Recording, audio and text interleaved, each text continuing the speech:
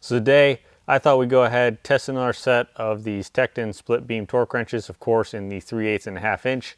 As some of you know from the previous video there, they didn't do so well. Now, they're supposed to be 2.5%.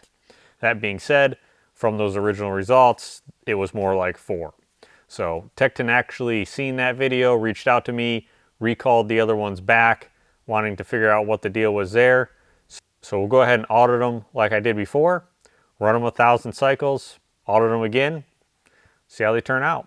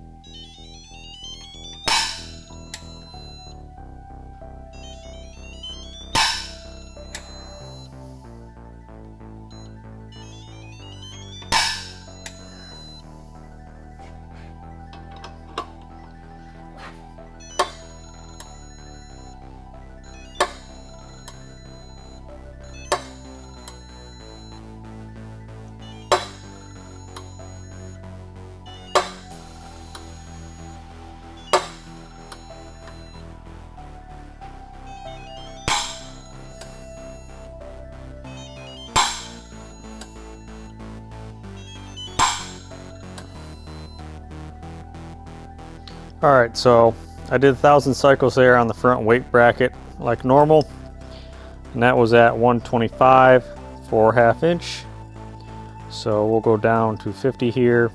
Now I did let this sit for a couple hours.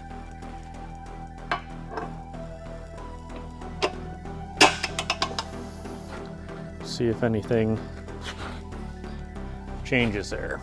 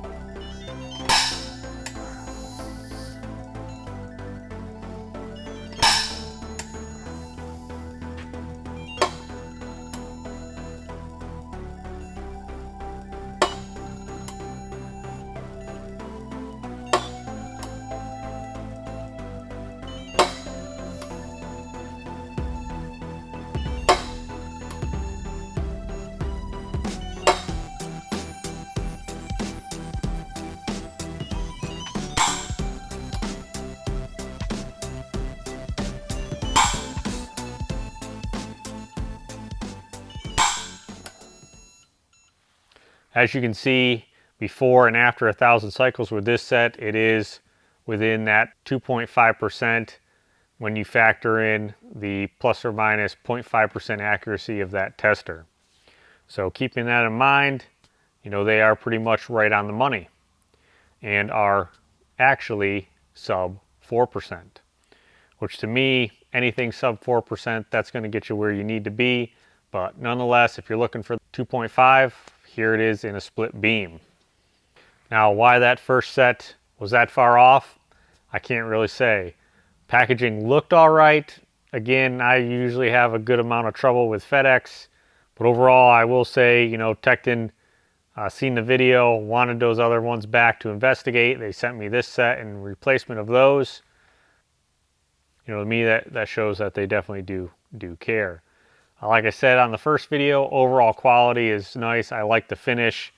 You know, it's kind of got a satin finish here versus polished. The only thing, I wish the handle was a little bit longer.